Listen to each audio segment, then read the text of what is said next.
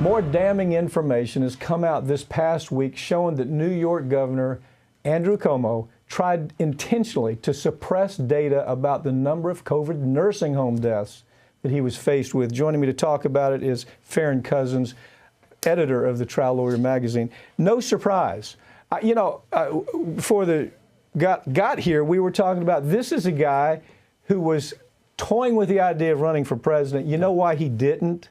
Because he knew this was building. He knew he was lying to the American public about the number of deaths that were taking place in nursing home cases. Right. You know, he was heralded in the early days of the pandemic. Oh, look how good New York is. Look at all the great stuff Cuomo has done.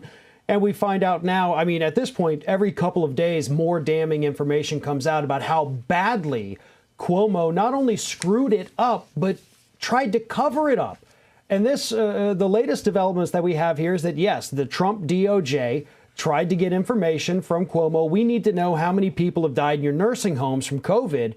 And then Cuomo's people accidentally let it slip that, well, we didn't know what to tell him. Were we going to tell him the truth? Were we going to lie to him? It's absolutely just sinister what this administration did. Well, interesting couple points. First of all, Melissa Rose she didn't mean to be a whistleblower. Right. She was telling the truth about his cover-up.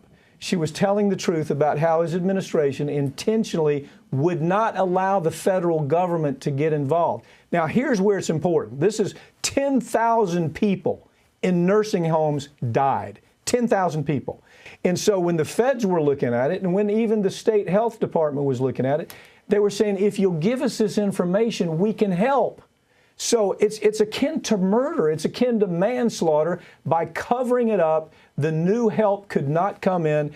There needs to be a recall on this guy, and the state legislature needs to take some real strong actions about what's happened here. Look what happened in Flint, Michigan, when they made decisions like this and people were indicted for manslaughter. Right. It really is no different what Cuomo did here. And we know in the early days, too, they were taking people from nursing homes, packing them all into other nursing homes.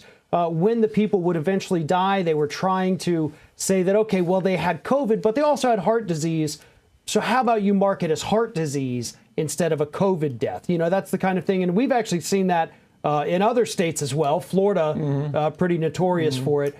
But nobody has the numbers that New York and Cuomo have had. And that's why this is such a disgusting story. Numbers are startling. Just like you said, what they would say, well, this person died outside the nursing home facility. Right. So it's not a nursing home death.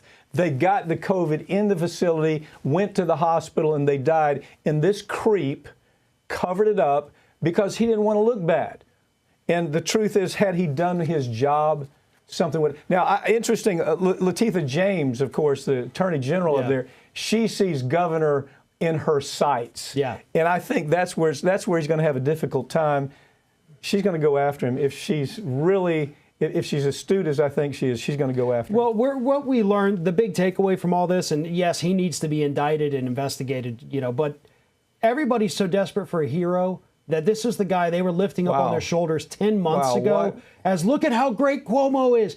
We have to stop that as a country. I know we don't do that, but so many people just want anybody to emerge as a leader that they'll latch on to anybody. That is brilliant, because that is this always in search of a hero. Always we need a hero, whether it's the Democrats looking for their hero or the Republicans looking for their tribal hero. That is an incredibly important point.